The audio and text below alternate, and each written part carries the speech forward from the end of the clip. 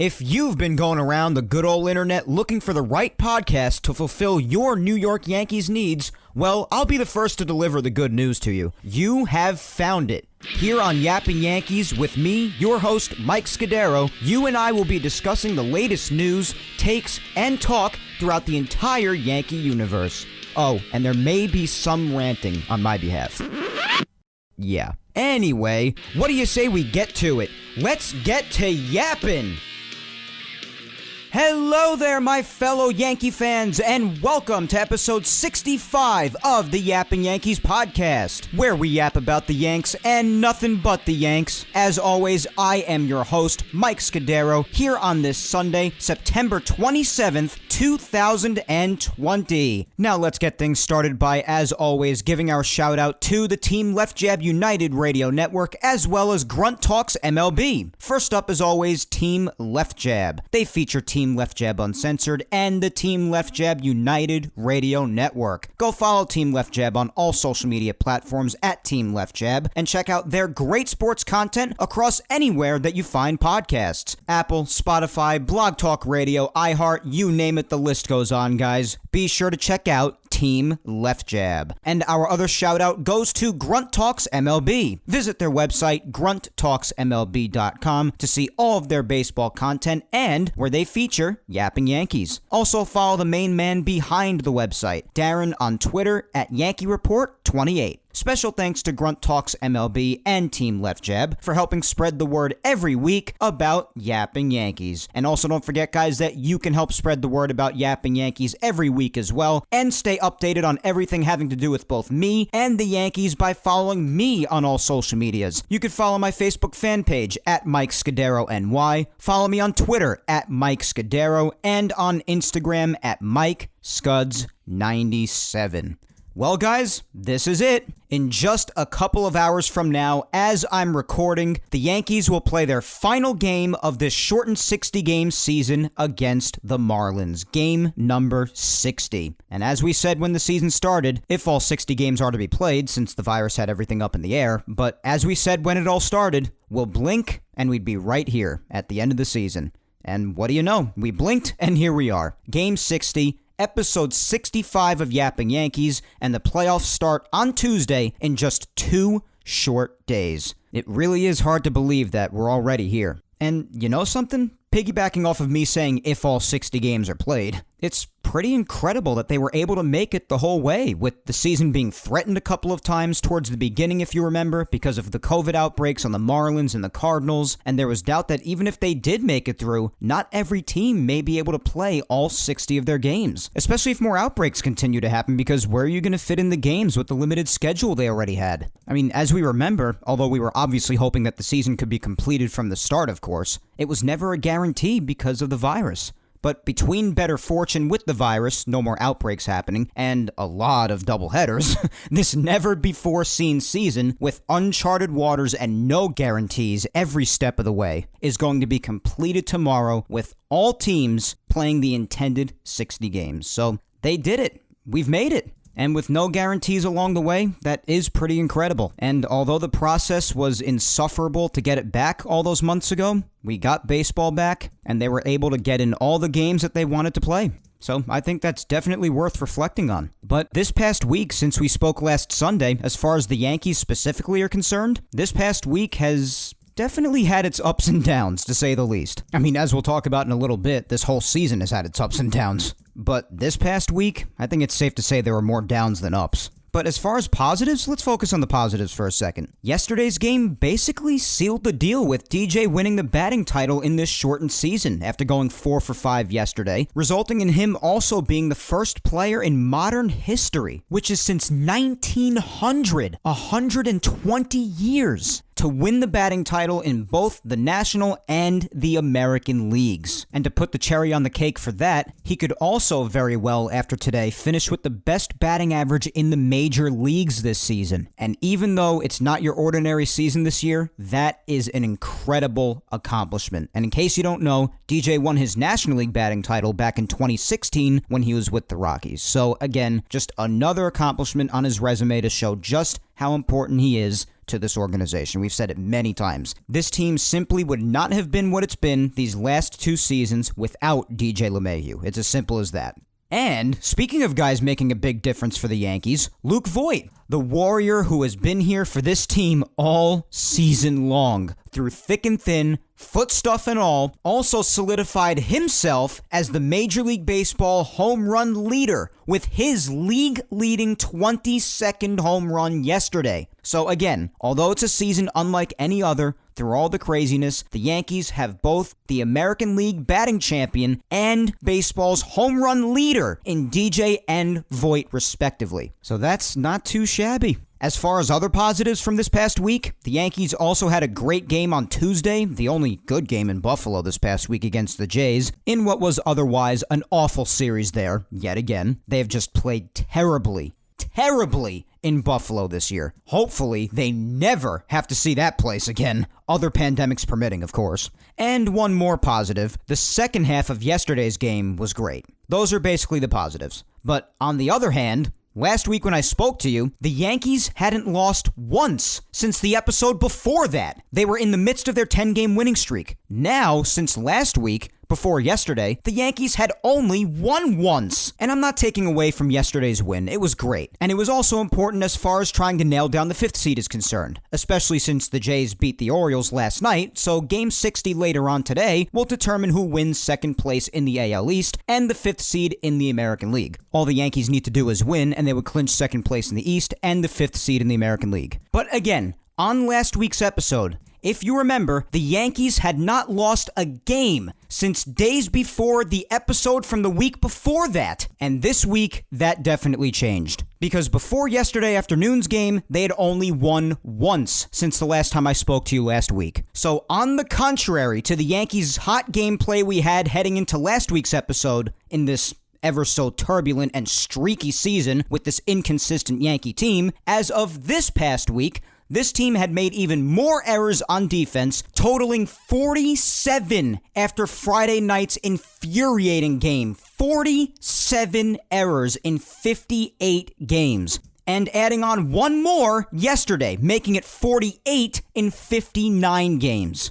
That is embarrassing. And a lot of the time, the plays are very routine. Easy ground balls to Glaber, booted, or throwing the ball away. And I love Glaber. I'm a Glaber lover, but I've got to call him out. He's been bad at shortstop this year. He's been brutal at shortstop. He's got, 9 errors this season? In a season with only 60 games that he actually missed a portion of because of landing on the IL for a little while. And game 60 hasn't even happened yet at the time I'm recording. He could have another error today for all we know. So he has just been bad at shortstop. That's just the truth. And throughout his time in the minors, that was said to be his natural position. And a chunk of the errors have come from him alone. 9, as I just said before. Even something like a botched rundown by Higashioka Friday night, and even very, very rare mistakes by Gio or DJ, who get passes because of how good they are in general, but still, my point remains. Aaron Hicks also seemingly regressing on defense this year, which was always considered to be one of his strengths. And it's not even really his arm that's so much of the problem, which would be understandable at the very least because of his Tommy John surgery, but I even spoke about it on Twitter too. His defense seems to have regressed this year, and everyone seemed to agree with me. Doesn't seem to be putting in the same effort. He doesn't seem to be seeing the ball that well, not taking good routes. I'm pretty sure we've talked about this. And again, attribute it to it being the weird season that it is, but he seems to have regressed in many ways. And also Voit at first at times, since we know he definitely has his days defensively. He'll also have his flashy plays at times too, but he'll botch routine plays as well. So the defense has been Little League-esque at times, to put it bluntly. And I know they're humans, they're not perfect, but I don't need to tell you how brutal their defense is at times. You see it for yourself. It can just be completely awful.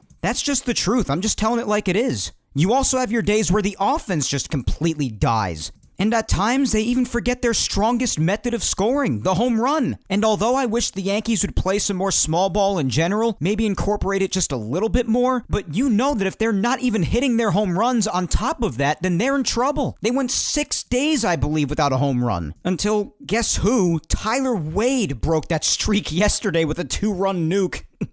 Which also seemed to revive the offense yesterday. Who would have thought Tyler Wade would be the catalyst? But the list just goes on. And then when the offense isn't dead, they murder, like they did in the second half of yesterday's game. So the point I'm trying to make here is you just don't know what you're going to get a lot of the time. This is an extremely streaky team, which led to a mostly rough week after what was a fantastic week and a half just as recently as a week ago when we spoke last, as you remember. So just like the year 2020, with the exception of me brilliantly predicting the 10-game winning streak, can't forget about that, of course, so many things have been unpredictable and unforeseen this year, whether it be good or bad. This team has just been so inconsistent. From the 16-6 start to the season to like 3 weeks of insufferable Yankees baseball when they went 5-15, followed by a week and a half of godly Yankees baseball with the 10-game winning streak up until last Sunday against Boston, now capped off by mostly awful Yankee baseball again up until yesterday when the team seemed to have awakened yet again, dropping 11 runs on the Marlins. So yes, as you can hear, it has been streaky. And although I prefer to be optimistic, which I will be, come the playoffs, it really is hard to tell which Yankee team we're going to get come the postseason because of the fact that they're streaky and because this is going to be a postseason unlike any we've ever seen before. And because, well, as we know, when the playoffs come around, everyone is 0-0, and although it's always nice to take good momentum into the playoffs, what happened in the regular season is irrelevant come the playoffs. Anything can happen. That's basically known as the crapshoot theory, as many of you know, which I know some don't believe in, but I tend to, especially because it's 2020, basically the most unpredictable year ever. So that's basically why, although there are things to yell about from this past week, and I might get a little fired up about some things in weekly recap later on, but while there may be some things to yell about from this past week, one, despite it being one game, there are positives to take away from yesterday, and two, the playoffs are a clean slate. As I said earlier, anything can happen. And speaking of the playoffs, again, it's just 2 days away with the American League Wild Card Series starting on Tuesday. And with it being so close, it has people talking, debating, and wondering just how far our Yankees could get this postseason. Whether they get wiped out right away in the best of 3 Wild Card Series this week, and obviously depending on what happens today. At the time I'm recording this, we still don't know who the Yankees are even playing in the first round because if the Yankees lose to the Marlins today and the Blue Jays, who are only a game behind the Yankees, win against the Orioles, then the Yankees and the Blue Jays will tie in their record, and the Blue Jays get the tiebreaker. They will jump back up to the 5th seed where the Yankees are right now, and the Yankees will drop to 8th and have to play Tampa Bay in Tropicana Field for the best of 3 wild card series. Because the 1st seed plays the 8th seed, and Tampa is in the 1st seed, and if the Yankees were to fall to 8th, then they would have to play Tampa. But if the Yankees win today, and if they do win, it doesn't matter what the Blue Jays do, but if the Yankees win, they will hold on to the 5th seed and play the Indians or the White Sox in the first round, depending on what happens with their games too. And if the Yankees and the Blue Jays lose, the Yankees would also remain in the 5th seed. I should also mention that. Therefore, their opponent would still be either the White Sox or the Indians in that case, whichever team officially ends up finishing as the 4th seed. So the Yankees are the 5th seed right now, and the only way that could change is them going down to the 8th seed if the Yankees were to lose and the Blue Jays to win today. Otherwise, the Yankees will finish as the 5th seed. I know, it's a lot. It really is. Especially if you already happen to be a person that's already confused with this whole seeding thing to begin with. So as of right now, while I'm recording this, we don't even know who the Yankees' opponent is in the first round. Obviously you do because, again, you're either listening to this later tonight, as today's game has already ended, or maybe later on in the week when you already for a while now know who the Yankees' opponent is. It's hard to believe that for a while, even up to last week's episode, the Twins were lined up to be the Yankees' opponent, but that goes to show you why I didn't go so nuts over the way the seeding was on last week's episode because, as I said, inside of a week leading up to today's episode, a lot can happen in the seeding and things could be very different. And there were a few things that did change after all, like the Twins taking over the AL Central for starters and getting the 2nd seed now. But in any event, people are talking about how far they think the Yankees could get in these never-before-seen expanded playoffs this year. Is the wild card round as far as they would go? The ALDS afterwards, or the ALCS after that, or even the World Series and possibly bring number 28 home. So quite frankly, what better time is there to have a poll question about that very question? I would say none. So with that being said, we'll do this week's poll, this past week's news, and then recap all the action from this final week of this season. Alright, for this week's poll question, I asked you, if the Yankees do in fact clinch the 5th seed, how far do you think they'll go in the playoffs if you had to say? And as I said before, obviously right now, as they did last week, the Yankees have possession of the 5th seed headed into today's action. And if they were to hold that, how far do you think they would go in the playoffs? And I gave you 4 choices, the first one being just the wild card round, the second one being the ALDS, the third one being the ALCS, and the fourth one being the World Series / winning it all. And I know, as I said before, this is a really tough question, because for all the reasons I named before, from the Yankees being streaky to this being a postseason unlike that of any we've seen before, the seeding isn't 100% official going into action today, and because, of course, along the way in the playoffs, lots of things could happen that we didn't see coming that could definitely change the outcomes of certain things. That happens plenty in the playoffs. So given all of those factors and more, this is a tough question. But just as of now, if you had to say, how far do you think they would go? It's just a prediction, and as of now, there are no right or wrong answers. And you know what? As I said before, despite the mostly bad gameplay from this past week, I'm going to say, hey, they got all that out before the playoffs. They're going to turn it back around and hit another hot streak heading into the playoffs this week. And you know what? Screw it. They're going to win the World Series. That's what I'm going to say. Despite the craziness of this year, at the start of this 60-game season, I predicted that the Yankees would win the World Series, and I'm going to stay consistent with that. If I'm wrong, I'm wrong. I'm not perfect, nobody's perfect, and nobody's always right. But I am staying consistent and believing in this team to turn it back around and continue the hot gameplay that we saw yesterday and take that momentum all the way through to the end. But they've got to cut out their silly mistakes and their defensive blunders and their inconsistent gameplay. And they've just got to go out there and play the great brand of baseball that we know they could. Because too many of those boneheaded mistakes that we've been seeing lately and the streaky gameplay, that usually never garners good results in October, as we well know. Especially in a quick 3-game set like that of the Wild Card Series. Which, by the way, if the Yankees do make it past, they're not going to be an easy team to beat. I do truly think that. If they make it past the wild card round, if they make it past that 3-game series, they are not going to be easy to take down. So I'm being very optimistic. As far as all of you who voted on Twitter, it does look like a good amount of you are taking the path of optimism as well, because out of all 4 of the choices, the fourth and final choice, the World Series / winning it all, was victorious.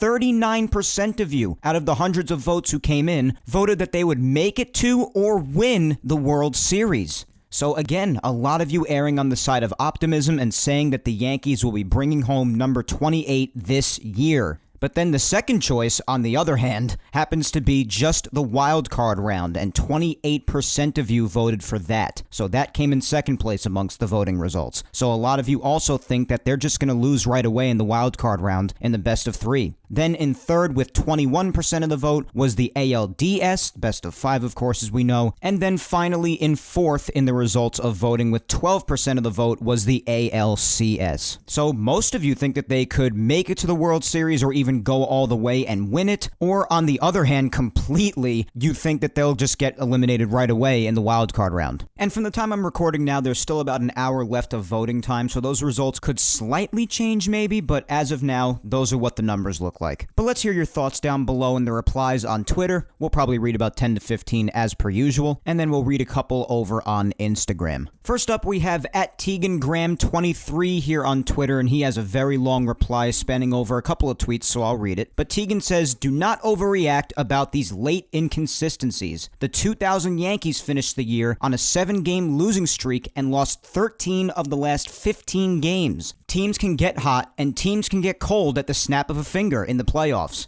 Everyone is healthy right now, and they will come through. Also, we have an absolute animal starting our games 1 and 5 or 6 depending on the day. Let's stay strong because we made it to the ALCS in 2017 against a cheating team without Cole, the 2020 batting title champ, the 2020 home run champ, and now Chapman has a splitter and a sinker. Britton has never looked better, and Chad Green will be clutch. Postseason Tanaka will be in full season this year since it is his last potential year with the Yanks. The American League is wide open. If we make it to the World Series, you best believe we're winning it. Stay strong, fans. We got this." Well, if you're erring on the side of optimism, The answers don't get much better and much more detailed than that. I mean, I agree, Tegan. If you're erring on the side of optimism, then the year 2000 is definitely a good example to look back on, and how cold the Yankees were at the end of that year, yet they went on to beat the Mets that year in the World Series in 5 games. And also, yeah, of course, they have plenty of assets on this 2020 team that they did not have in years in the past, like 2017, when they made it all the way to Game 7 of the ALCS. As you said, they didn't have Cole, they didn't have DJ, they didn't have Voit, and they're all very key aspects to the team, and we didn't have any of them against a team who knew what pitch was coming. And now we have Green, Britton, and Chapman at the back end of that bullpen. I do include Ottavino too, but of course we know this has not been his best year by any stretch of the imagination, and you hope he can figure it all out. But as far as the other three, Green being as great as he is, always coming through in the clutch. Of course, you have Zach Britton looking really good this year, maybe just with the exception of a couple of outings, but hey, he's a human being. That's going to happen sometimes. And yes, as you mentioned, Aroldis Chapman seemingly adding 2 more pitches to his arsenal, which makes him even more intimidating to face now, if that even were possible from before. Obviously it is. Because that splitter, that off-speed cheese, oh my god. That looks filthy, the way he's used it so far. And yeah, we all know postseason Tanaka could be even more motivated since it is his last year on that contract, but I do think he's coming back for the record. But the fact that it is his last year on that contract could motivate him even more. Also, if Hap stays hot, if we get around to seeing Davy Garcia, hopefully he continues to be good. He had a great bounce-back start yesterday. So yeah, there are a lot of positives, and as I said before, and I truly do feel this way, if you let these Yankees get past that 3-game series, the wild card series, I think they're going to be really tough to take down, especially if they hit a hot streak. Because when they're hot, and when they're at full health like they are right now, the Yankees are dangerous. But of course, there's the other side of it with their inconsistencies, their streaky gameplay, and sometimes they just look like a team that straight up forgets how to even play baseball. So again, it's complicated. Anything can happen in the playoffs, but I do love the optimism, Tegan, and you make some really, really good points. At Laker477 says, as a diehard Yankee fan, I say they're going to win it all. Yes, they have been extremely inconsistent, lackadaisical, and uninspired recently, but I will not panic. New York Yankees 2020 champions. And yeah, hey, there have been times where they do look really, really ugly out there, and it's okay to acknowledge that. You're telling it like it is. But I do love the optimism I've been hearing so far. At Laura_Icemont says, I'm going to be more optimistic than I have been recently and say that they will make it to the ALCS. Sure, they've been inconsistent lately, but I'm still confident that they'll get into October mode at the right time. Alright, and yeah, I do agree they could very well make it to the ALCS, and if they do, as I said before, I'll stick to what I said, they should really be a tough team to take down. Let's keep moving right along here. Up next, we have my friend Thomas on Twitter, at TJTWinning here. And Thomas says, as a Yankee fan, I want them to go all the way. If they play like the second half of today's game, which, of course, Thomas means yesterday's game because these polls come out on Saturday. But he said, if they play like the second half of today's game, then they can do it. However, if they continue to be inconsistent, then sadly they will be eliminated. Well, yeah, as I said before, you could have your bad days in the playoffs. It happens to the best of teams. But if the inconsistency goes on too long, then yeah, you're likely going to be eliminated. That cannot be tolerated for long in the playoffs, especially in a quick 3-game series, as I said before. There's not a lot of time to iron out those problems. So yeah, you have to hope they get more consistent. End things on a victory today in the final game against the Marlins, and then go into the playoffs with more consistency. Next, we have Rebecca at Peace Now for Life, and Rebecca says, as a diehard Yankee fan, I have to be optimistic and say that they will go all the way and win the World Series. Postseason is Yankee season.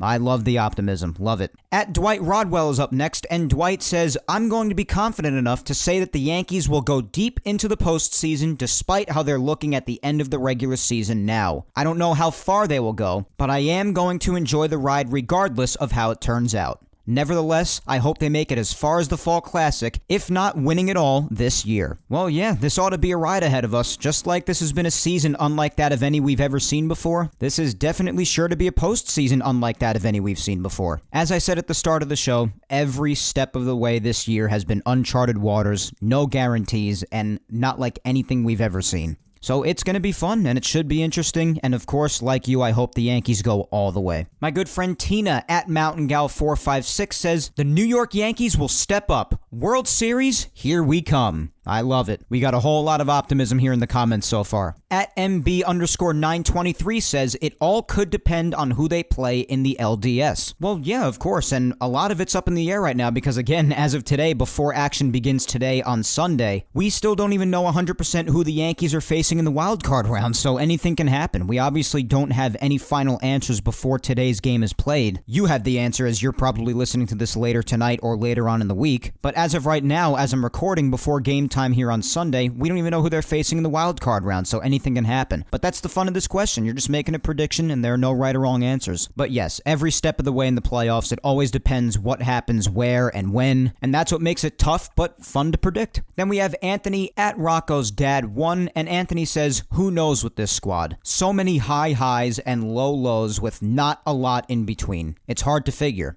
Just glad we got a chance to see baseball this year. Everything else is gravy. And hey, I have echoed that sentiment a lot myself here on the show, on social media, and everywhere. At the very least, no matter what happens, given the circumstances and everything that has happened in this awful year, of course, I too am just grateful that we got baseball as well. Absolutely agree with that. But yeah, you're echoing a lot of what other comments have said too. Their inconsistency just has you not knowing. And yeah, it's tough to know, again, especially because we also don't even know who their opponent is in the wild card round yet. But that's a part of the predicting game. At NYY Fan Forever 96 says, they need to show me the consistency in the postseason. No errors on defense, good pitching, good offense with runners in scoring position, and that will all equal a World Series win. But as of right now with the inconsistency, just the wild card round. All right, I'd say that's pretty fair, and with a lot of other fans, they probably feel the same way. The Yankees have something to prove to them, and hopefully, of course, in the playoffs, they can prove that consistency. Up next is Barry at Yanks Bar says, if they get past the wild card round, they're the best team in the American League. 3-game series is a crapshoot, though.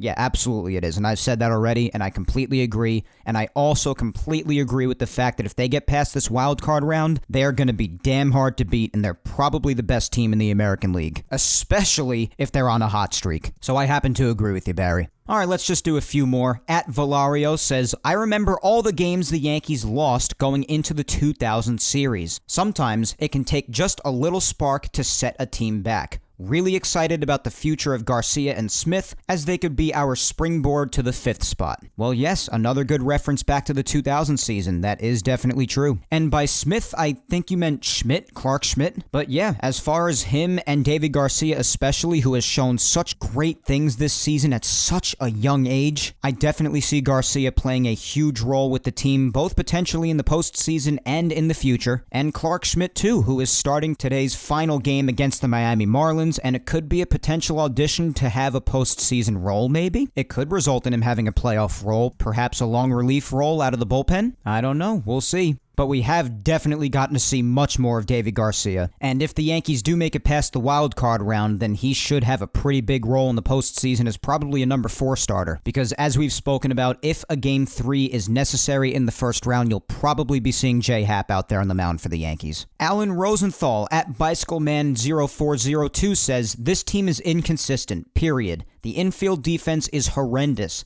Their best players are constantly hurt. They don't have quality starting pitching except for their number 1. What have I missed? Oh, the catcher sucks.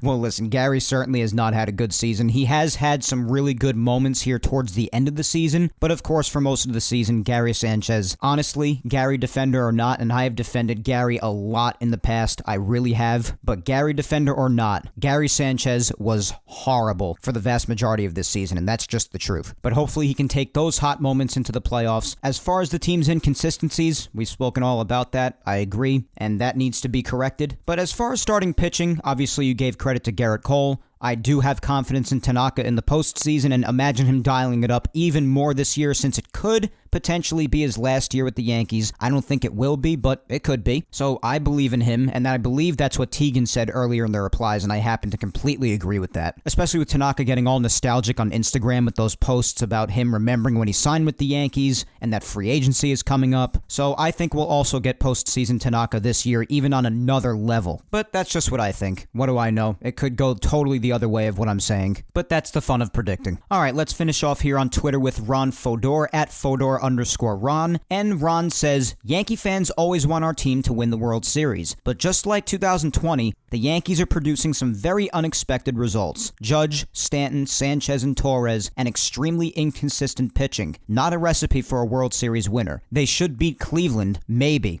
Well, Cleveland's a tough opponent. And by the way, yes, definitely some unexpected results, and hopefully they turn the inconsistencies around, and hopefully Judge and Stanton find their stride. Sanchez can take his hot moments into the playoffs and continue on with that, because although Sanchez has been mostly brutal this year, which he has been, he has had his hot moments, which of course I think everybody does at some point. But I'm just saying hopefully he can take that into the playoffs, because a Yankees team with a hot Gary Sanchez could just be that much better. So yes, you hope they can correct all of those inconsistencies between the gameplay, the players themselves, and all of it. But beating Cleveland, they're really, really tough, Ron. I mean, they have Shane Bieber, Zach Plesac, and Shane Bieber's probably going to win the American League Cy Young this year. They also have Carlos Carrasco. They're mainly known for their starting rotation. You look at the offense, they have Lindor, Cesar Hernandez, Jose Ramirez, Franmil Reyes. So the Indians can be a scary team. If there were a team I would have to face, I'd probably have to say the White Sox. And I know some of you may be like, oh, well, why not the Twins? Well, because regardless of the Yankees' history of just killing the Twins every time they meet them in the playoffs, and I know they were still scary last year and the Yankees still beat them, but the Twins are a scary team this year. They really are, and I don't really want anything to do with them. For the record, if the Yankees were to face them, I think the Yankees would win, but right now, I believe in the Yankees' chances most if they were to face the White Sox. Because while Giolito's tough, and who knows, he could go out there and have a bad day, he's still a human being, but yes, Giolito's tough. You also have Dallas Keuchel, but the Yankees in the past have gotten to Dallas Keuchel. You have the potential AL MVP Jose Abreu on that team. You have Tim Anderson, he's tough. He'll be finishing in second in the AL batting title race to DJ LeMahieu, but there are a good amount of guys in that lineup that I feel confident in the Yankees pitching dealing with, and they have a weaker bullpen. So yeah, although I think the Yankees could beat anybody if they're playing the hot brand of baseball that we all know they could play, including the Indians, I do think the Yankees probably have the best chance against the White Sox, despite their history with the Twins too, who they are not playing in the first round. But between Cleveland and the White Sox, I would definitely say that the White Sox are easier. And not for nothing, it kind of hurts all sides here when it comes to a team in the East facing somebody in the Central Division, because you gotta remember something, none of these teams have seen each other all year.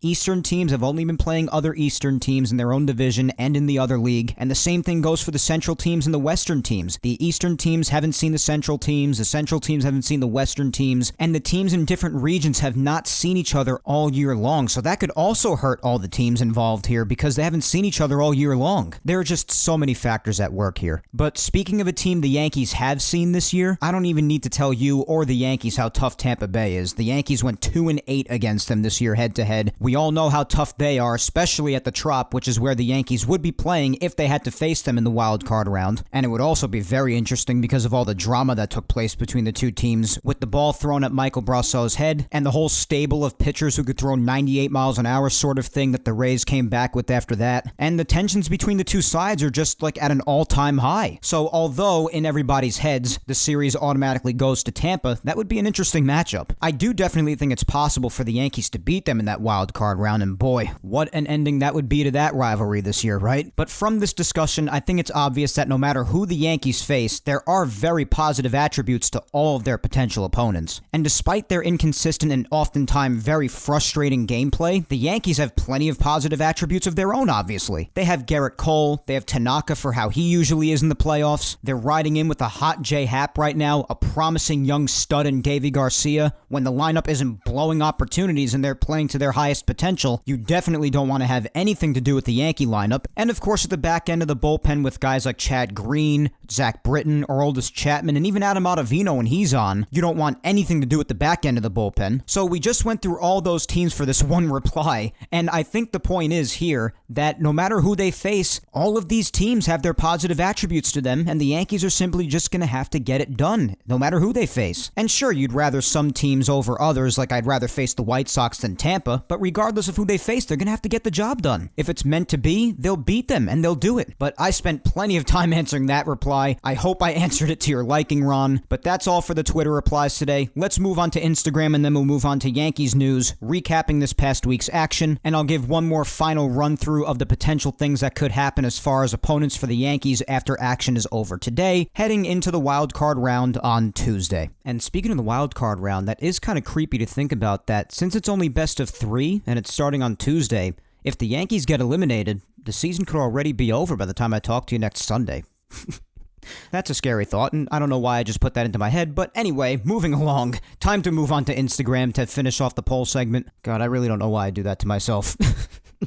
Anyway, the question on Instagram, of course, is the same as Twitter. If the Yankees do in fact clinch the 5th seed today, how far do you think they'll go in the playoffs if you had to say? And of course, since there was 4 choices on Twitter, and there's only 2 choices available for the Instastory poll, I had to put the 4 choices into 2. So the first choice was wildcard or ALDS, and the second choice was ALCS or World Series. And just like it did on Twitter, optimism prevails yet again here on Instagram. Out of all of you who voted here on Instagram, 68% of you say that they will make it to the ALCS or the World Series, so they will go very far and quite possibly even win it all. And then only 32% of you say that they will only make it as far as the wild card round or the ALDS. So let's hear a couple of replies from Instagram. First up, we have @Sean Shalinsky, and Sean says if they play the Twins, they are in big trouble. And yeah, I agree. The Twins are really, really scary yet again. Great lineup, and they are a scary team to face, but if I had to guess, and again, so many things depend on what happens today for the 60th game of the year for everybody, but the Yankees are probably not going to face them in the wild card round. And although the Reds are a tough team too in some aspects, I don't see the Twins losing to the Reds today. I could be wrong, but I see the Twins winning that game. But even if they lose that game, so long as the White Sox lose too, the Twins are going to clinch the Central anyway. So if I'm wrong about that, then fine. So yeah, if the Yankees do meet the Twins, it's probably going to be a little bit later on in the playoffs. And yeah, they definitely are a scary team to face, despite the history of the Yankees owning them in the past, but that's not relevant to now. The Twins right now are a scary team, and they would be a tough team to face. That's just the truth. Up next is my girlfriend @VicSalimo, and Vic says wildcard/ALDS. If they wake up, maybe I'll change my mind. I'd like for them to prove me wrong. Well, yeah, that's what a lot of fans are feeling, and it's okay to feel that way. The Yankees have been very inconsistent and streaky this year, and time is definitely of the essence right now. And for their sake, Vic, I too hope that they prove you wrong. Alright, and as always, we'll finish up lastly with my mother, Julia Gina Scudiero, and my mom says, although the Yankees have given us many opportunities to become disillusioned at their performance, I still believe in them doing it all this year. Call me a dreamer, but I can feel it for some reason. Will I be proven right, or will I be left disappointed? We will find out soon enough. Let's go Yankees. That's right, Mom. We shall find out soon enough. And I completely agree with your response. But that is all for this week's replies for the poll on Twitter and Instagram, guys. As always, I want to thank you all so much for joining in on the fun with this week's Yapping Yankees poll. As always, I greatly appreciate all the interactions. You know that. And you know the deal. If I didn't get to you, there were plenty of you I did not get to yet again this week. I do apologize, as always, but be sure to keep on replying in future social media segments, and you know I'll get to you. But great input for this week as always, guys, and we shall see what happens with our boys come the playoffs on Tuesday. But let's move on to some Yankees news from this past week, and this past week's Yankees news was a little bit slow, mainly because, as I said last week, when the injuries are basically done being spoken about, most of Yankees news is made up by injury news, and since there are no injury updates, that significantly cuts Yankees news. But there are a couple of things to talk about. First off, starting on Monday, there was an update on Chapman's suspension hearing. If you remember the suspension hearing, as I briefly mentioned yet again before, when talking about the Yankees and Tampa Bay Rays rivalry from this year, well, this suspension hearing had to do with that, if you recall, because Chapman threw a fastball at Michael Brasso's head, if you remember, and we spoke about all of it immediately after it happened, but everything blew up between the Yankees and the Rays after that happened. Suspensions were handed out on both sides. Chapman was handed a suspension of his own, which he has appealed since, because he has adamantly defended the fact that that was not done intentionally. It was completely by accident, so he has continued to appeal his suspension, because he continues to claim that that was not done on purpose. And as of Monday, there was another update on the suspension, and the news was that the hearing for the suspension has been pushed back to 2021 because of, listen to this one, an issue with availability of witnesses? What?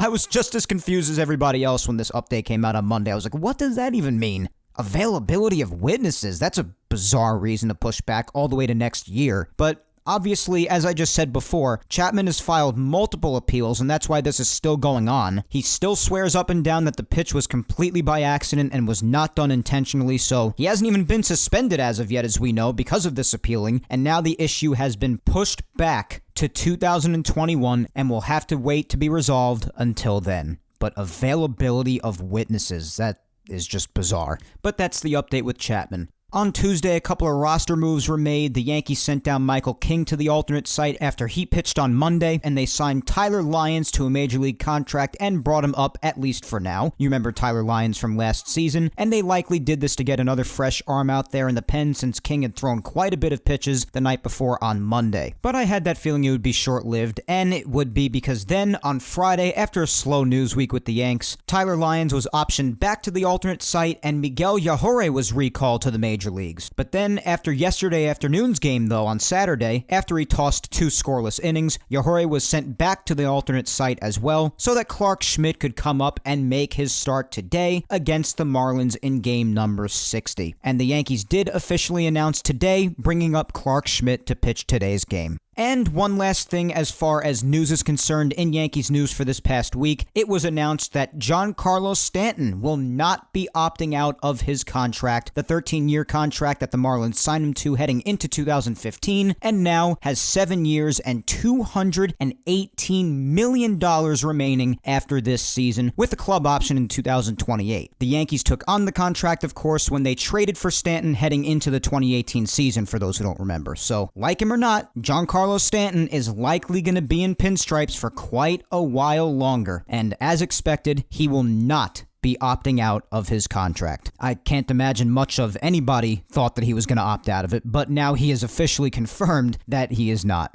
And lastly, before we move on to weekly recap, really quick and recap the final week of this 60-game shortened regular season, I wanted to quickly do sort of a these days in Yankees history sort of a thing, given the names involved here and that they're 2 of my favorites of all time. And since 2 really important days of theirs passed in Yankees history this past week, I just wanted to acknowledge it really quick. But on Friday, September 25th, the 25th was the 6-year anniversary. 6 years of Derek Jeter walking it off in his final home game at Yankee Stadium against the Orioles. I just can't get over that. 6 years. That is incomprehensible how that much time has passed already. It truly feels like yesterday, especially for someone like me who almost always has a complete inability to properly keep track of time, but just wow. I mean, I've said it many times on this show, but as I've said, Derek Jeter isn't only my favorite baseball player ever, but my favorite sports athlete overall of all time. And looking back on that night and basically every day leading up to the end of Derek Jeter's career, it was just really emotional, to put it mildly. Really, really emotional. And then on top of that, 7 years ago from yesterday,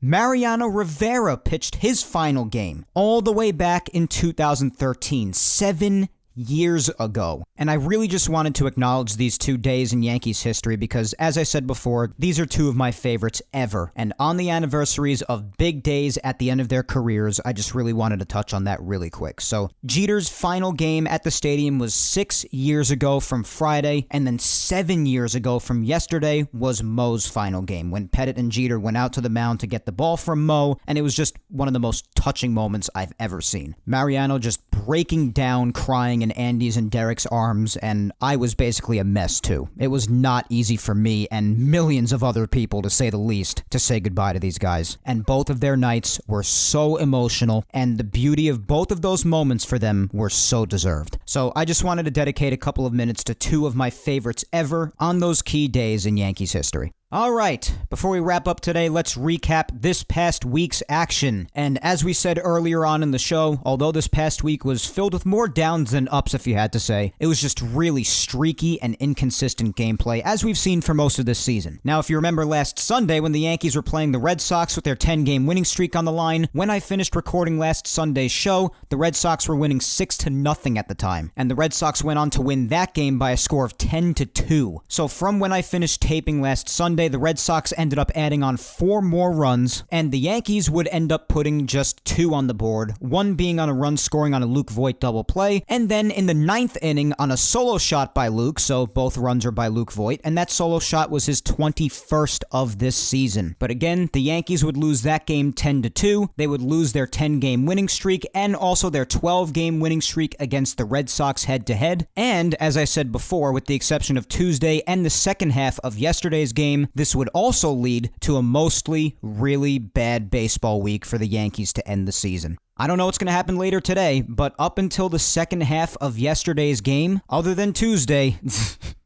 yikes. Not a good week of Yankees baseball, as you're about to hear. Starting with another visit to Buffalo. Another bad visit to Buffalo, that is. That place has been the house of horrors for the Yankees this year. And the last time they were there, they were able to squeeze out a victory, and they were in this series as well on Tuesday, as I mentioned, but other than that, another bad series in Buffalo. On Monday, as I mentioned before, Michael King took the mound. He had himself a pretty rough start, 2 2/3, 5 runs allowed, striking out 6. He would end up being sent down to the alternate site after this start. Loizica would also pitch in this game. He would give up 4 runs, 3 earned in just 1 inning. So he and King back-to-back just did not work out on Monday. Nick Nelson pitched 2 innings, gave up a run himself. So did Chad Green. He gave up a run, pitching 1 1/3. And to finish off the game, Adam Ottavino was the only one that didn't give up a run, ironically, this night. He pitched an inning and struck out 2. And as you'll hear a couple of times in this weekly recap, as we've seen in a good amount of the games this season for the Yankees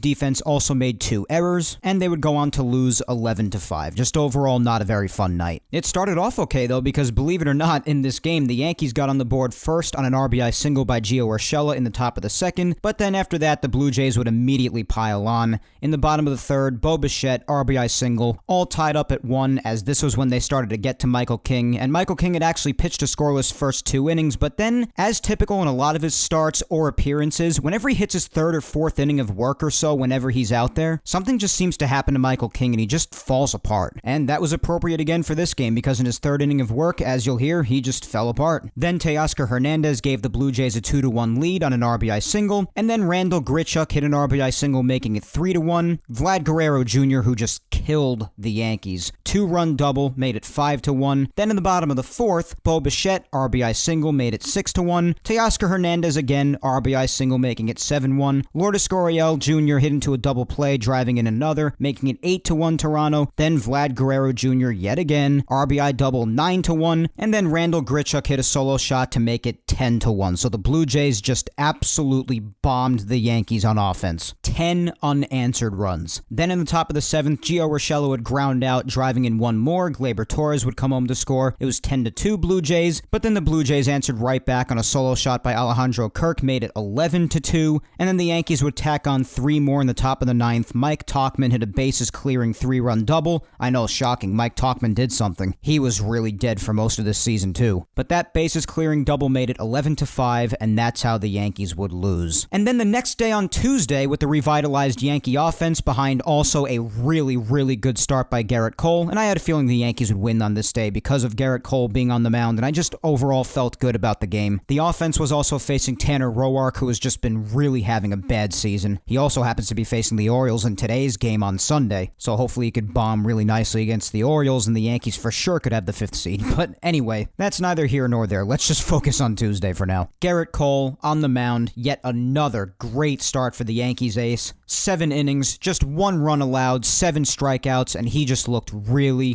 good yet again. This would be his final start of the season. We'll obviously be seeing him again on Tuesday in Game 1 of the wild card round, whoever the Yankees are to verse. But this was his last start on the season. This would result in him ending his season with a 7-3 record, 2.84 ERA, totaling 94 strikeouts in just 73 innings this season, a whip under 1, and that completes what I would say is a solid season for Garrett Cole. Really nice first season as a Yankee, especially in the strenuating circumstances of this really odd, never-before-seen 2020 season. So he would have a nice start, and despite not hitting any home runs in this game, the Yankees would bomb the Blue Jays in Buffalo by a score of 12-1. Right away in the top of the first, Aaron Hicks RBI triple made it 1-0 Yankees. Aaron Hicks would later score there on a wild pitch to make it 2-0. Then Gio Urshela in the top of the 4th, RBI single made it 3-0. Then the Blue Jays got on the board board in the bottom of the fourth. It would be the only run they score off Cole and throughout the entire night. A solo shot by Cavan Biggio to make it 3-1. But then the Yankees after that just piled on. In the top of the fifth, RBI single for Aaron Judge made it 4-1. Aaron Hicks again on offense. 2-run single making it 6-1 Yankees. Then Gleyber Torres made it 7-1 on an RBI single. Then in the top of the eighth, Brett Gardner RBI single made it 8-1. And then Kyle Higashioka, a double off the very top of the wall, just missing a 3-run shot, but instead it ended up being a 2-run double, making it 10-1 Yankees. And then in the top of the ninth, to round out the game, Gleyber Torres hit an RBI single to make it 11-1. And then Gio Urshela would drive in the final run of the game to make it 12-1 on an RBI single. And after Garrett Cole finished his 7 innings of work, Zach Britton and Adam Ottavino would pitch the 8th and 9th innings respectively, each having scoreless innings, and the Yankees would win 12-1. Ottavino throwing another scoreless inning was definitely a positive, but as you'll hear for later on this past week, that would not last. So again, as I said earlier with Ottavino, you gotta hope he gets it together for the playoffs too. The Yankees brought him here to get outs with those filthy pitches of his. That slider that moves like a frisbee, the fastball that has so much running movement on it. He's just so important. He has to get it together. And then on Wednesday, Toronto would return the beating. The Yankees had Tanaka on the mound. He didn't have a pleasant start. 4 innings, 8 hits, 5 runs, only 3 of them earned, striking out 5. But a big topic of discussion on this game yet again, which also didn't help Tanaka, who was already off with his pitches that night, driving up his pitch count and forcing him to get extra outs, were the errors, and the Yankees made 4 of them. It just can't happen. Horrible, horrible defense. And it also didn't help that both of the guys who came out of the bullpen after Tanaka was done basically came in and just stunk up the place. Luis Sessa, an inning and a third, allowing 4 runs, 3 earned, and Tyler Lyons, an inning and 2/3, allowing 4 runs. And Eric Kratz, yes, Eric Kratz, the Yankees' backup catcher, after having to go out there and pitch just like he did on Sunday in Boston, had to come out and pitch the last inning again for the Yankees in this game, coming out to pitch the bottom of the 8th, so as to not waste any more arms in the Yankee bullpen. And despite displaying a mean knuckleball, Kratz did give up a run.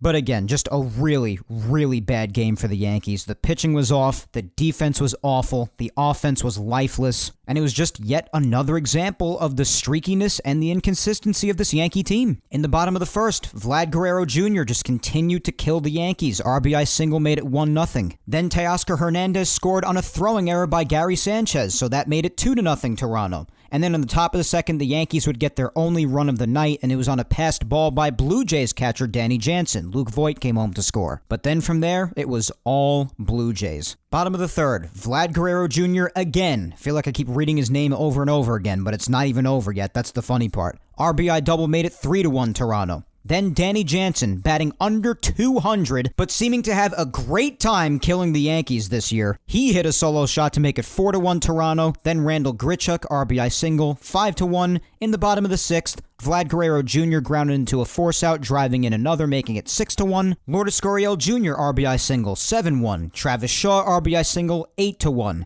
Danny Jansen was hit by a pitch, drove in a run, made it 9-1. Cavan Biggio, 2-run double, made it 11-1. Bo Bichette, 2-run double himself, makes it 13-1. And then in the bottom of the 8th, Danny Jansen again, just adding insult to injury. Second home run of the game, another solo shot, made it 14-1, and that would be the end of that game. So the Yankees would head into Thursday, honestly, just looking to split the series at the very least. Really just trying to put the battle for second place in the East and the battle for the 5th seed in the American League seeding to bed, but they would not successfully do that because they would lose the last game in Buffalo and lose the series 3 out of 4 by a score of 4-1. And at least they didn't give up 80,000 runs again, but they still ended up losing. Jordan Montgomery was on the mound again, and although it wasn't the best of starts, he still did okay. He went 5 1/3, only allowed 3 runs and struck out 8, and the offense just really did not have his back. In the bottom of the second, Vlad Guerrero Jr.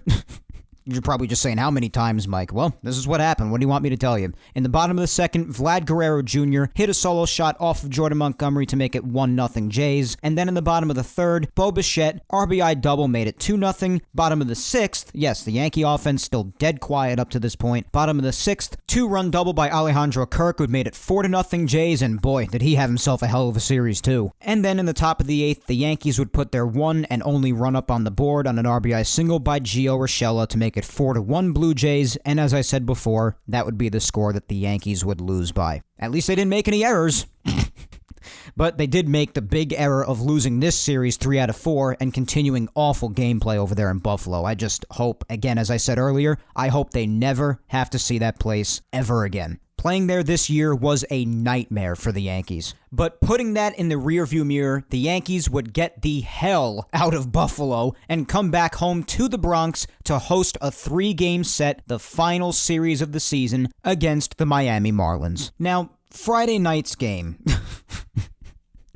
God, how irritating was this game. My goodness. J-Hap would start this game first of all. He would throw 5 innings of 3-run balls, striking out 3, and it was a pretty good start because all 3 of those runs were given up in the first inning. He would throw a scoreless second, third, fourth, and fifth. It was just a matter of the offense backing him up after he gave up those 3 runs in the first. And they would later on in the game, but then they would go on to lose in extra innings in the 10th by a score of 4-3 in extremely aggravating fashion. Again, with the defense, the Yankees making 4 errors. 4 errors again. And on top of that, there was no help at all from the umpiring crew, particularly by home plate umpire John Tumpain. What an awful game this guy had. I'm just going to say this, guys. I know that these people are human beings and there are going to be bad calls made at times. I understand that. But nobody has been more vocal about this than me, and I still stick by this. The umpires in Major League Baseball are a disgrace. And the only thing more disgraceful than them is the fact that nobody takes accountability for how horrible the umpiring is. I mean, you just look at some of the calls these guys make and say, my God, Ray Charles would do better. I mean, you've got to be kidding me. Between the terrible calls on the base paths, the even worse calls behind home plate, and then Tumpain interfering with Wallach's throw, Wallach being the Marlins catcher. Wallach was trying to throw out Mike Tauchman running to second. The umpire got in the way of it behind the plate. It was called umpiring interference, and it was ruled a dead ball, and the runner therefore cannot advance. I was beside myself. The entire game, the umpiring crew, what a disaster. I know that this is never going to happen, but I had to ask, and I even asked this on Twitter because I just had to blow up about it. I just keep on adding Major League Baseball and adding the Umpires Association, just asking, when is anyone going to take accountability for how horrible these umpiring crews are? They are atrocious. There aren't enough words in the language to describe how horrific these people are at their jobs. Millions of people forced out of work because of the pandemic this year, and most of, if not all of the Major League umpiring crew, I say most of because I try to hold out hope that there's at least one good one out there, but regardless, all of them somehow are employed. And many of them are nothing but antagonizing, arrogant boneheads. And I just had to get that out of my system because there were other problems in this game, yes, but the umpiring had me beside myself on Friday night, as it has had me for so many days in baseball because of how horrible these umpires are consistently. And it drives me absolutely up the wall, day in and day out, how there is no accountability on this. None whatsoever. Argue with me all you want. I don't want to lose the human element. Human beings should be officiating the games. Oh, be quiet. The time has come for robotic umpires, especially behind the plate. The time has come. Robo-umps, electronic strike zones, and get these dopes out of here. Just when is enough enough? I just really had to let that out of my system because I've been holding that in since Friday. And if you follow me on Twitter, which you should if you don't already because that's where a good amount of my content comes from, but if you follow me on Twitter, you remember from Friday night how I was blowing up about that. It just really set me off. So this, the umpires, and just a combination of so many things just really made Friday night an aggravating game. The umpires, the lack of offense at times, the errors, it was just so aggravating. But as I said before, in the top of the first, that would be the only damage given up by J. Happ, a 3-run shot by Garrett Cooper to make it 3-0 Marlins. Then in the bottom of the third, the Yankee offense would find some life on a 2-run double by Aaron Hicks to make it 3-2 Marlins. And in the bottom of the eighth, Aaron Judge would hit a bloop RBI single to tie the game at 3. Now they headed into extra innings tied up at 3, and in the top of the 10th, giving up a crucial out. Kyle Higashioka, and I mentioned this very briefly towards the start of the show, botching a routine rundown between third base and home plate. Monte Harrison was running from third to home to try to avoid getting tagged out in the rundown. And he would successfully avoid it after Kyle Higashioka, running down to third, chasing Harrison down back to third, held the ball for too long and also threw the ball very badly when he did decide to throw it. So Harrison made it back to third when he should have been out, and the Yankees probably should have escaped that inning not having allowed a run. But instead, that entire mess with the rundown would take place, and then Jesus Aguilar would hit a sacrifice fly to right, driving home the go-ahead run for the Marlins, making it 4-3. The run would not be charged to Chad Green, who was on the mound at the time, because we know that if the runner on second that got there because of the runner on second in extra innings rule, which is how Harrison was on base, if that run is to score, it is not an earned run towards whichever pitcher is on the mound. So although Chad Green gave up the run, it's not an earned run because of the runner on second in extra innings rule, and also because he probably should have been out in the first place if Kyle Higashioka didn't botch the rundown. So they took the lead there, and then the Yankees would not score in the bottom of the 10th after having a huge opportunity. Bases loaded, 1 out, DJ LeMahieu at the plate of all people. You just think the job's going to get done. And although he gets a pass because of how incredible he is, still frustrating nonetheless, especially for him, I have to imagine, he grounds into a game-ending double play, and the Yankees lose 4-3 in 10. So just an infuriating game. 4 errors,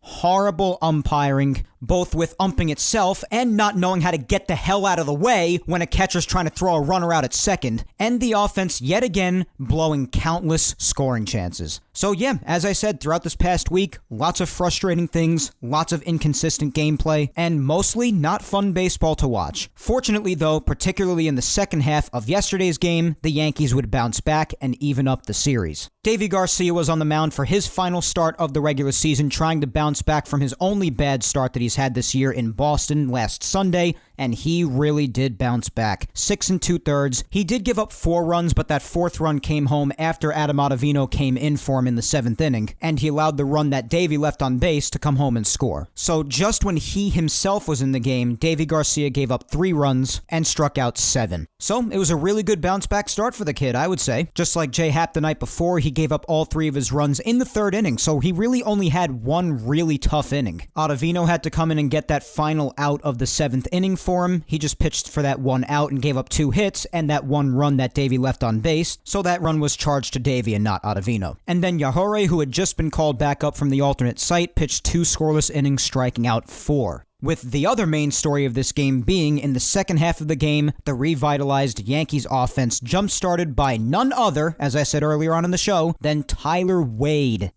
I know, not who you would expect. But the Marlins did jump out first in the top of the 3rd off Deivi Garcia, as I said. Miguel Rojas hit an RBI double to make it 1-0. John Birdie hit an RBI single to make it 2-0. And then Matt Joyce hit an RBI single to make it 3-0. But then from here, with the exception of the Marlins adding on 1 more run in the 7th, it would be all Yankees. In the bottom of the 5th, this is when the offense woke up after a walk to Gary, a 2-run shot by Tyler Wade, a nuke no less, to right field off the facing of the second deck to make it 3-2 Marlins, and then Giancarlo Stanton would rope an RBI double into left center field to tie the game at 3, and the Yankees wouldn't look back. Bottom of the 6th, Aaron Hicks, 2-run shot made it 5-3. DJ LeMahieu, who had himself a hell of a day, going 4 for 5 and more or less sealing the batting title for the American League, and likely for Major League Baseball overall, as I said earlier in the show. 2-run double for DJ made it 7-3, and then a 3-run shot. It would be the final home run for Luke on the year to even further solidify himself as Major League Baseball's home run leader. His 22nd of the year. 3-run shot made it 10-3 Yankees, and then the Marlins would add their 4th run in the 7th, as I said before, on an RBI single by Matt Joyce.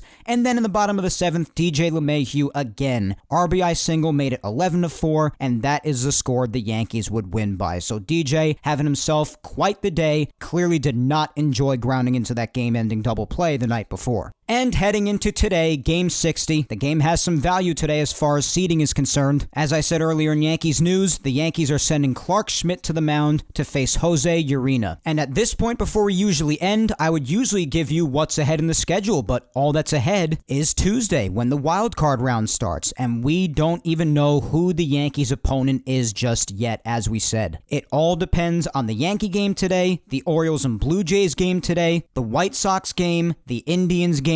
It all depends. We're about an hour away from game time now for the Yankees, so it's around 2 o'clock in the afternoon right now. And as it stands right now, the 4th seed belongs to the Chicago White Sox. The 5th seed belongs to the Yankees. The 6th seed belongs to the Astros, and they're not moving because they're solidified in 2nd place in the West. The 7th belongs to the Indians, and the 8th belongs to the Blue Jays. Now, the 4th, 5th, 7th, and 8th seeds could be completely different by the time the day ends today. As far as the Yankees are concerned, there's only one way that they could be moved out of that 5th seed. They're a game ahead of the Blue Jays right now, and the only way they lose the 5th seed is if the Yankees lose today to the Marlins and the Blue Jays defeat the Orioles in their game, because that would result in the Yankees and the Blue Jays tying. The Blue Jays have the tiebreaker, and they would take the 5th seed in the seeding. They would take 2nd place in the division, and the Yankees would move down to 8th in the American League seeding. They would basically switch places, and the matchups would entirely change. If that were to happen, the Yankees would face the 1 seed, the Tampa Bay Rays, at Tropicana Field, and we all know how the Yankees tend to struggle at Tropicana Field and how they've struggled against the Rays overall this year. That's not a matchup you typically want, but hey, if it happens,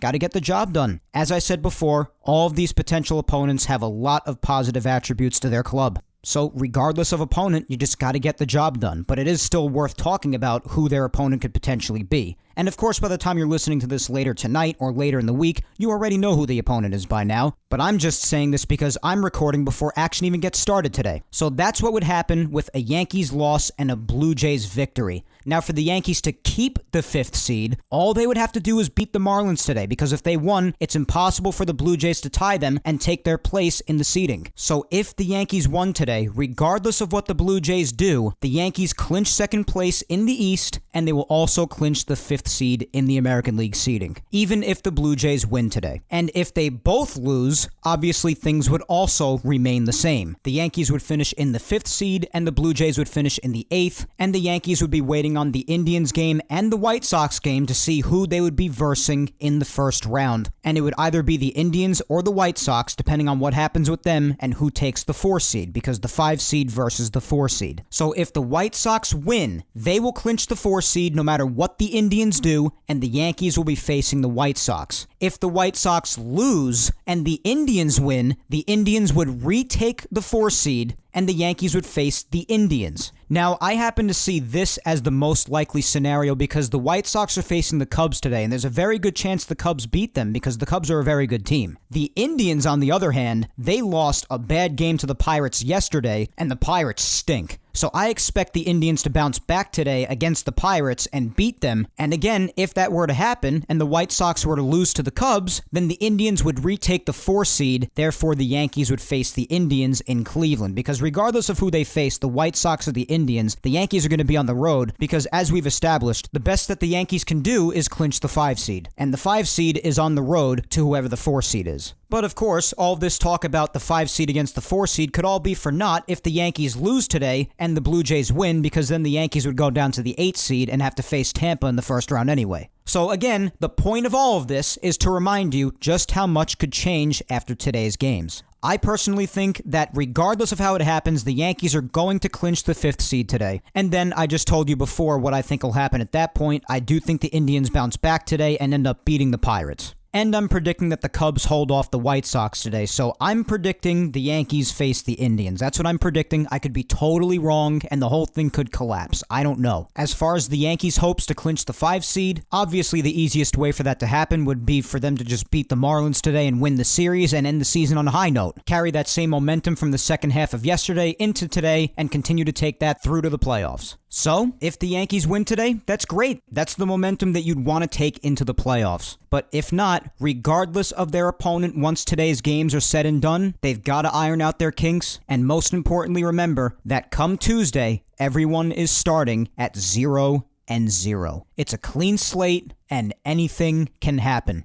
After today, everyone is 0-0, and the chase for number 28 officially begins, whether it be in Tampa, in Chicago, or in Cleveland. And we ought to have a fun time no matter where it is, especially if it's in Chicago or Cleveland. The first game in Chicago would be Garrett Cole against Lucas Giolito. The first game in Cleveland, and God, what a matchup this would be Shane Bieber, who's expected to win the American League Cy Young this year, leading in wins, ERA, and strikeouts, will face off against Garrett Cole. That has the potential to be one for the ages. And if the Yankees are to face Tampa, if they are to drop down to the 8 seed, which again, I'm holding out faith that will not happen, because I'm hoping the Yankees could either just defeat the Marlins today, or the Orioles could somehow get to the Blue Jays, especially since Tanner Roark is on the mound and he's had himself a pretty bad season. In which case, even if the Yankees do lose, hopefully the Blue Jays lose as well and they stay in the 5th seed. But if they are to drop down to 8th and have to face Tampa, it would be Garrett Cole against Blake Snell at the Trop. Another place, as we know for many years now, that is known to be an absolute nightmare for the Yankees to play in. But I think I basically lined it all up for you guys, all the potential scenarios that could take place as far as seeding after today is over, and I told you before what I think is going to happen. Whether that comes to fruition or not, I will be seeing in a few hours, and you probably already know of as you're listening to this later tonight. And as I also said earlier in the show, this is a pretty scary thought, but if the Yankees get eliminated in this upcoming wildcard series, which again is just best of 3 starting on Tuesday, then the season's over by the time I talk to you next Sunday on, and I'm sorry for those of you not into Star Wars, but because I'm a Star Wars diehard, I have to do this, on episode 66. You get the reference if you're a Star Wars fan. I don't even need to go into it. So regardless of what happens, best of luck to the Yankees in the wild card series. And obviously, while it's going on throughout the week, be sure to keep track with me on social media. I'll definitely be live tweeting every second of each game. And just keep up with me on all social medias. It's going to be a good time, and hopefully it is a series for the ages regardless of where the Yankees play. But as for now, that is all for episode 65 of Yapping Yankees today. One last shout out to Team Left Jab and Grunt Talks MLB. Team Left Jab features Team Left Jab Uncensored and the Team Left Jab United Radio Network. Go follow Team Left Jab on all social media platforms at Team Left Jab and check out their sports content across anywhere that you find podcasts. Apple, Spotify, Blog Talk Radio, iHeart, you name it. Be sure to check out Team Left Jab. And also be sure to check out Grunt Talks MLB. Visit their website, grunttalksmlb.com, to see all of their baseball content and where they feature Yapping Yankees. Also follow the man behind the website, Darren, on Twitter at Yankee Report 28. Special thanks to Grunt Talks MLB and Team Left Jab for helping spread the word every week about Yapping Yankees. And also be sure to follow me on all social medias, guys, as I just said before, so you could keep up on the latest having to do with me personally, and obviously the Yankees, as well as Yapping Yankees announcements, content, and Twitter and Instagram polls every Saturday. Follow me on Facebook at Mike Scudiero NY. Follow me on Twitter, definitely. That's where a good amount of my content comes from, as I always say. Follow me on Twitter at Mike Scudiero. And on Instagram at MikeScuds97. And I'd also really appreciate it, guys, if you took the time to hit that subscribe button on the Yapping Yankees YouTube channel, and also subscribe and always listen to Yapping Yankees on SoundCloud, Apple Podcasts, and Spotify. And while you're at it, listen to the past Yapping Yankees episodes that you've missed. Episodes 34 all the way up to this one, episodes 65 are available on YouTube, and all Yapping Yankees episodes, including today's, are available on SoundCloud, Apple Podcasts, and Spotify. Yapping Yankees is available on all 4 of those platforms, so do help spread the word and tell everybody you know to listen to Yapping Yankees.